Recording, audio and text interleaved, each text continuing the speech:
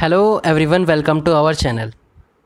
तो हमने इस चैप्टर के फर्स्ट वीडियो के अंदर ग्लाइकोसिडिक बॉन्ड क्या होता है वो देख लिया था, फॉस्फोएस्टर बॉन्ड क्या होता है वहाँ तक हमने देख लिया था। आज हमें देखना है कि जो न्यूक्लियोटाइड हमारा बन गया था वो एक दूसरे से कैसे जुड़े होते हैं, और हमें डीएनए के स्ट्रक्चर के बारे में देखना है और उसकी पैकिंग के बारे में। तो आइए हम इस वीडियो को शुरू करते हैं। तो देखो, अगर हम देखें तो यहाँ से यहाँ तक एक आपका न्यूक्लियोटाइड हो जाएगा, फिर ये दूसरा न्यूक्लियोटाइड, फिर ये आपका तीसरा न्यूक्लियोटाइड। हम इसके अंदर देखते हैं कि बॉन्डिंग कैसे होती है, मतलब एक न्यूक्लियोटाइड दूसरे न्यूक्लियोटाइड से कौन से बॉन्ड से जुड़ा हुआ है। तो ऑलरेडी हम कवर कर चुके थे ना कि ये बेस किस बॉन्ड से जुड़ा होता है, ग्लाइकोसिडिक बॉन्ड से। कौन सी पोजीशन पे? फर्स्ट कार्बन वाली पोजीशन पे। सिमिलरली ये आपका फॉस्फेट ग्रुप कौन से बॉन्ड से जुड़ा होता था? फॉस्फोएस्टर बॉन्ड से जुड़ा होता था। कौन सी पोजीशन पे? फिफ्थ कार्बन वाली पोजीशन पे। अब देखो हुआ क्या था, अगर आप पेंटोज शुगर का स्ट्रक्चर देखोगे तो फर्स्ट कार्बन पे आपका बेस लग गया था। थर्ड का आपका सेकंड कार्बन क्या करता था? बेसिकली डिस्टिंग्विश करता था डीएनए और आरएनए को। फिर आपका फिफ्थ कार्बन क्या कर रहा था? वो आपका फॉस्फोएस्टर बॉन्ड बनाकर फॉस्फेट ग्रुप को ज्वाइन कर रहा था। लेकिन जो ये थर्ड ग्रुप रह गया था इसका हमने अभी तक यूज़ नहीं देखा था। तो देखो, थर्ड वाले पोजीशन पे क्या होता है? OH होता है, ठीक है। तो वो OH क्या करता है? बेसिकली वो बॉन्ड फॉर्म करता है अगले फॉस्फेट से, ठीक है। अगर मान लो एक ये पूरा का पूरा न्यूक्लियोटाइड है, उसका थर्ड कार्बन का जो OH होता है वो अगले न्यूक्लियोटाइड के फॉस्फेट ग्रुप से बॉन्ड करता है, ठीक है। अब ये फॉस्फेट ग्रुप किससे जुड़ा हुआ है? खुद ये फिफ्थ कार्बन से जुड़ा हुआ है। सिमिलरली ये जो पूरा का पूरा न्यूक्लियोटाइड है ये अगले से कैसे लिंक कर रहा है? देखो, जो थर्ड कार्बन का OH होता है सबसे पहले बॉन्ड बनाता है फॉस्फेट से, थर्ड पोजीशन से, और ये खुद किससे जुड़ा होता है? फिफ्थ कार्बन वाली पोजीशन से। तो क्या हो रहा है? दो बार बॉन्ड का फॉर्मेशन हो रहा है। देख सकते हो आप, एक यहाँ पे फॉर्म हुआ और दूसरा यहाँ पे फॉर्म हुआ बॉन्ड। तो इन दोनों बॉन्ड को मिला के हम क्या बोलते हैं? फॉस्फोडाइएस्टर लिंकेज, ठीक है। और कौन कौन सी जगह पे हो रहा है? देखो, एक थर्ड पोजीशन पे हो रहा है, अगर आप देखोगे ये थर्ड पोजीशन पे हो रहा है, और अगर आप ये वाला देखोगे तो ये फिफ्थ पोजीशन पे हो रहा है। तो क्या हो जाएगा? 3,5 फॉस्फोडाइएस्टर बॉन्ड, ठीक है। क्योंकि थर्ड कार्बन और फिफ्थ कार्बन इन्वॉल्व थे इसीलिए हमने 3,5 फॉस्फोडाइएस्टर बॉन्ड कह दिया है, और दो एस्टर भी फॉर्म हो गए थे यहाँ पे। अब देखो, अगर आप ये रिप्रेजेंटेशन देखोगे तो ये क्या है? बेसिकली आपका polymeric representation of a DNA है। तो देखो, सबसे पहले होता क्या है? शुगर होता है। शुगर के एक तरफ क्या जुड़ा होता है? बेस जुड़ा होता है, तो बेस हमने लगा दिया। एक एंड उसका हमेशा खाली रहेगा ना। देखो अब होगा क्या कि अगर मैं इसको बढ़ाते जाऊँ तो एक तरफ से ये OH वाला एंड खाली रहेगा और एक तरफ से आपका फॉस्फेट ग्रुप का एंड खाली रहेगा, ठीक है। मतलब एक तरफ से 3' वाला एंड खाली रहेगा और एक तरफ से 5' वाला एंड खाली रहेगा। तो ऐसे ही हमने यहाँ पे क्या देखा दे, शुगर की तरफ वाला खाली है मतलब 3' वाला एंड खाली है। फिर ये एक फॉस्फेट से भी जुड़ा होता है, तो ये पूरा क्या बन गया? एक आपका न्यूक्लियोटाइड बन गया। फिर क्या होता है? फर्दर ये फिर से शुगर से लगता है। देखो, ये फॉस्फेट क्या लगता है? फिर से शुगर से लग रहा है यहाँ पे, तो हमने सिमिलरली अटैच कर दिया इस फॉस्फेट को शुगर से। फिर ये शुगर क्या करता है? बेस से अटैच होता है ऊपर की तरफ से और अगले फॉस्फेट से भी अटैच होता है। और ये जो पूरी की पूरी जो n number of times repeat होगी, क्योंकि डीएनए एक लंबा सा स्ट्रक्चर होता है, तो इसीलिए हम क्या मान लेते हैं, जो बेसिक यूनिट है ये n number of times repeat करती है। और एक तरफ के कौन सा एंड खाली रहेगा? एक तरफ आपका फॉस्फेट वाला एंड खाली होगा, मतलब 5' वाला, और एक तरफ आपका कि 3' वाला एंड खाली रहेगा, ठीक है। तो ये आपकी हो गई पॉलीमेरिक रिप्रेजेंटेशन। ये हो गया आपका फॉस्फोडाइएस्टर लिंकेज, जो कि बनता है कौन कौन से कार्बन को इन्वॉल्व करके? थर्ड पोजीशन और फिफ्थ पोजीशन को इन्वॉल्व करके। अब अगर हम आगे देखें तो आगे आता है स्ट्रक्चर ऑफ डीएनए।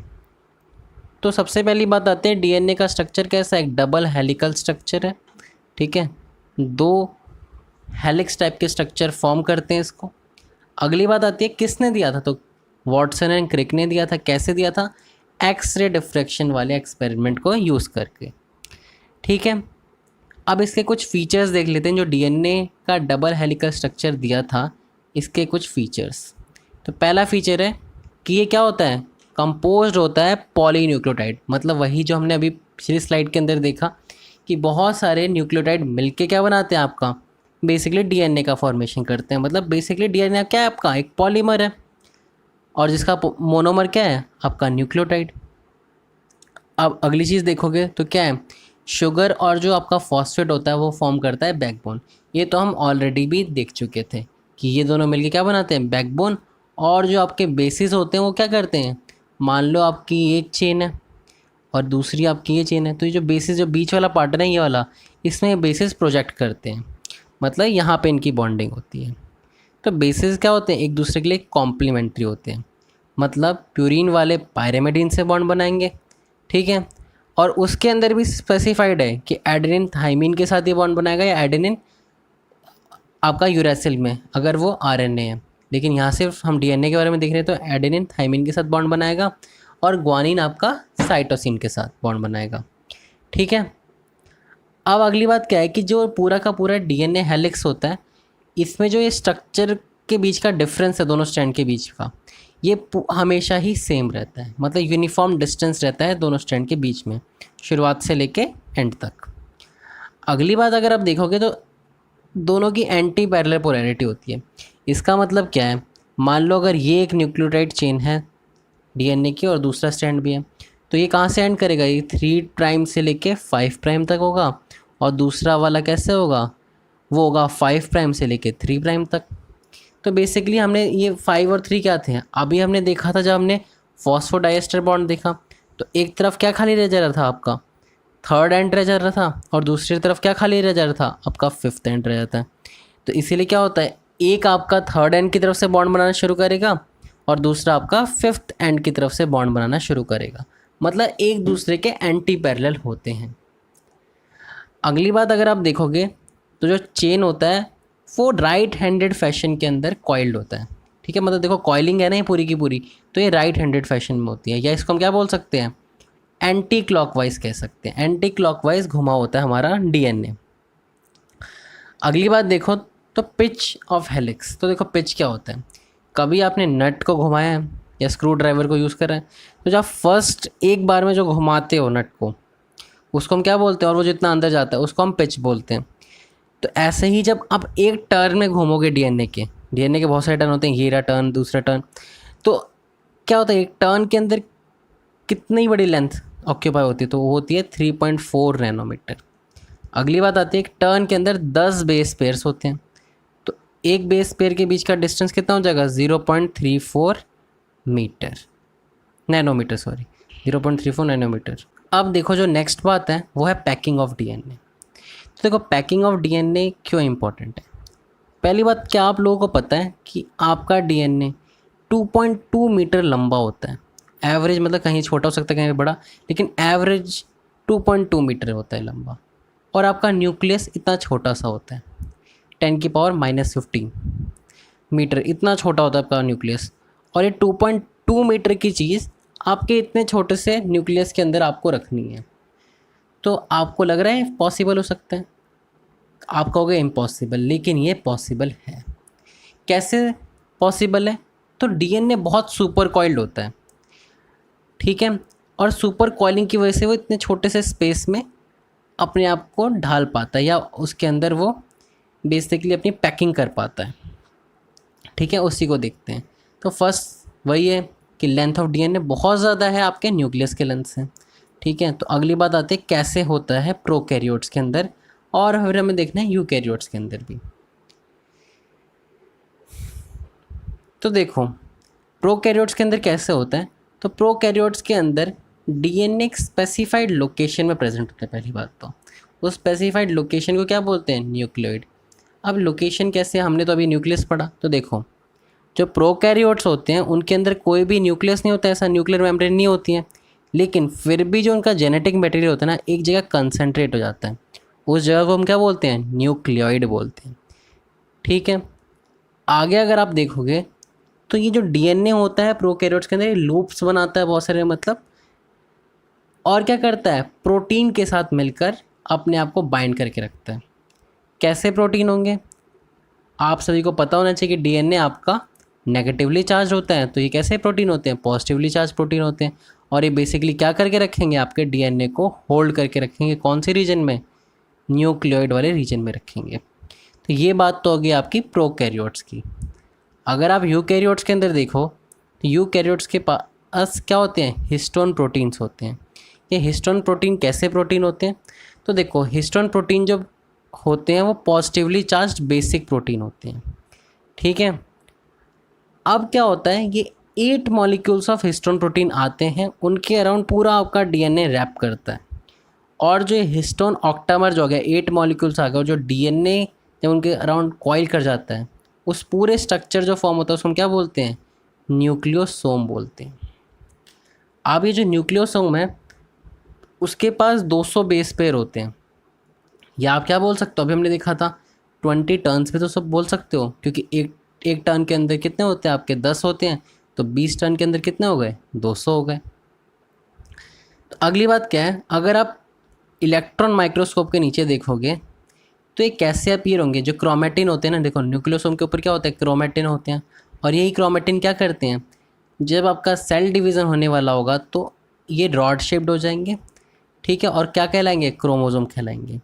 तो जो न्यूक्लियोसोम के ऊपर क्रोमेटिन होता है वो कैसा दिखता है, बीड्स ऑन स्ट्रिंग। मतलब क्या आपने कहीं माला देखी है, जो मोतियों की माला होती है, उसमें क्या होता है, एक पत्ती से स्ट्रिंग होती है, उसके ऊपर बीड्स लगे होते हैं। तो वैसे ही क्रोमेटिन दिखते हैं जब आप इलेक्ट्रॉन माइक्रोस्कोप के नीचे देखोगे। अगली बात आती है फॉर्म्स ऑफ क्रोमेटिन। तो 2 तरीके के क्रोमेटिन होते हैं, एक होता है यू क्रोमेटिन और दूसरा होता है हेटेरोक्रोमेटिन। अब देखो जो इनको हम कैसे पढ़ेंगे, इनको हम एज अ डिफरेंस बिटवीन ही पढ़ेंगे, क्योंकि पेपर के अंदर भी ऐसा ही क्वेश्चन आता है। तो यू क्रोमेटिन जो होता है वो लूजली पैक्ड होता है, मतलब इतने ज़्यादा टाइट पैकिंग नहीं होगी, उसकी कॉइलिंग जो होगी बिल्कुल लूज होगी।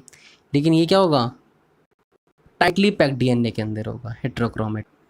तो आपका जो यू क्रोमेटिन होता था वो क्या होता है, लाइटली स्टेन्ड होता है। अब लाइटली स्टेन्ड क्यों है, क्योंकि ये डेंसली पैक्ड नहीं है ना, तो इसमें कुछ गैप्स होंगे तो स्टेनिंग भी अच्छे से नहीं होगी। लेकिन ये होगा डार्कली स्टेन्ड होगा, क्योंकि ये ज़्यादा अच्छे से पैक्ड है, और किसके नीचे, इलेक्ट्रॉन माइक्रोस्कोप के नीचे। अगली बात क्या है, ऑब्वियस सी बात है ये टाइटली पैक्ड नहीं है ये यू क्रोमेटिन, तो ऑब्वियस सी बात है इसके पास क्या होंगे, less number of DNA molecule होंगे। लेकिन ये बिल्कुल टाइटली पैक्ड था तो इसके पास large number of DNA molecule होंगे। अगली बात अगर आप देखोगे तो ये क्या होता है, ट्रांसक्रिप्टली एक्टिव होता है। देखो ट्रांसक्रिप्शन वहीं हो पाएगा ना जहाँ पे थोड़ा सा उसका स्कोप होगा, मतलब थोड़ा जहाँ लूज पैकिंग होगी। लेकिन यहाँ बिल्कुल टाइट पैकिंग हो तो यहाँ पे बिल्कुल भी ट्रांसक्रिप्शन नहीं हो पाता है। लास्ट बात यह आती है कि जो यूकैरियोटिन होता है आपका वो दोनों में प्रेजेंट होता है, यूकैरियोट्स के अंदर भी और प्रोकैरियोट्स के अंदर भी। लेकिन जो आपका हेटेरोक्रोमेटिन होता है वो सिर्फ और सिर्फ यूकैरियोट्स के अंदर ही होता है। आगे अगर आप देखोगे तो वो है NHC, non histone chromosomal protein. तो देखो ये कैसा प्रोटीन होता है, कभी कभी हमारी बॉडी के अंदर पैकिंग ऑफ क्रोमेटिन जो है अगर हाई लेवल पे करनी है तो हमें एक एडिशनल सेट ऑफ प्रोटीन की ज़रूरत पड़ती है। उस एडिशनल सेट ऑफ प्रोटीन को हम क्या बोलते हैं, NHC या नॉन हिस्टोन क्रोमोसोमल प्रोटीन बोलते हैं, ठीक है। ज़्यादातर जगह में तो आपका हिस्टोन प्रोटीन काम आ जाता है, लेकिन कहीं कहीं जहाँ पे हाई लेवल ऑफ आपको पैकिंग चाहिए तो वहाँ पे क्या काम करेगा, आपका NHC काम करेगा, नॉन हिस्टोन क्रोमोसोमल प्रोटीन। अगली बात आती है रेप्लिकेशन। रेप्लिकेशन का मतलब क्या होता है, रेप्लिकेशन का बस बेसिक मतलब यही है कि अपनी कॉपीज़ बनाना, DNA से DNA बनाना। आगे अगर हम देखें तो रेप्लिकेशन ऑफ DNA को हम थोड़ा सा देखते हैं, इसका ओवरव्यू जानते हैं, फिर हम इसको बाद में अच्छे से डिटेल में भी पढ़ेंगे। तो ये भी किसने दिया था, Watson and Crick. Watson and Crick ने एक और चीज़ दी थी, double helical structure of DNA। तो इन दोनों साइंटिस्ट ने क्या बोला मिलके, उन्होंने बोला कि semi conservative nature of DNA replication होता है। इसका मतलब क्या है, इन्होंने एक और बात वैसे बोली, फिर हम मतलब देखते हैं। इन्होंने ये बोला कि जब DNA रेप्लिकेशन होता है तो दोनों के दोनों जो स्ट्रैंड्स होते हैं वो सेपरेट कर जाते हैं। जैसे ये DNA था, ये क्या है, एक स्ट्रैंड अलग हो जाएगा, दूसरा स्ट्रैंड अलग हो जाएगा, और ये क्या करेंगे, नए स्ट्रैंड का सिंथेसिस करेंगे। मतलब ये अपने लिए नया स्ट्रैंड बनाएगा और ये वाला भी अपने लिए नया स्ट्रैंड बनाएगा, ठीक है। लेकिन अगली बात आती है कि सेमी कंजर्वेटिव नेचर कैसे हुआ। तो देखो जब रेप्लिकेशन हो जाएगा, अगर हम ये वाली कंडीशंस को देखें तो जब रेप्लिकेशन हो जाएगा तो एक जो स्ट्रैंड होगा वो तो पुराने वाले का होगा या पेरेंट स्ट्रैंड होगा, ठीक है। लेकिन जो नया जो स्ट्रैंड बना है वो क्या होगा, न्यूली जो सिंथेसाइज स्ट्रैंड है वो क्या है, डॉटर है, मतलब बिल्कुल नया है, मतलब एक आधा पुराना रहेगा और आधा नया रहेगा, मतलब सेमी कंजर्वेटिव हो गया। सेमी मतलब आधा कंजर्व कर लिया पेरेंट वाले पार्ट को, इसलिए इसको हम क्या बोलते हैं, semi conservative nature of DNA replication बोलते हैं। इस वीडियो में हम सिर्फ यहीं तक कर रहे हैं। नेक्स्ट वीडियो के अंदर हम देखेंगे proof of this semi conservative nature, और आगे हम देखेंगे कि डीएनए क्यों अच्छा एक जेनेटिक मटेरियल होता है। फिर हम डीएनए और आरएनए के बीच में देखेंगे कि कौन सा ज़्यादा अच्छा जेनेटिक मटेरियल है। उसके बाद हमें आरएनए वर्ल्ड के बारे में पढ़ेंगे। अगर आपको हमारी वीडियो अच्छी लग रही है तो हमारी वीडियो को लाइक करें, जितना हो सके शेयर करें, और अपने डाउट कमेंट सेक्शन में लिखें। Thank you.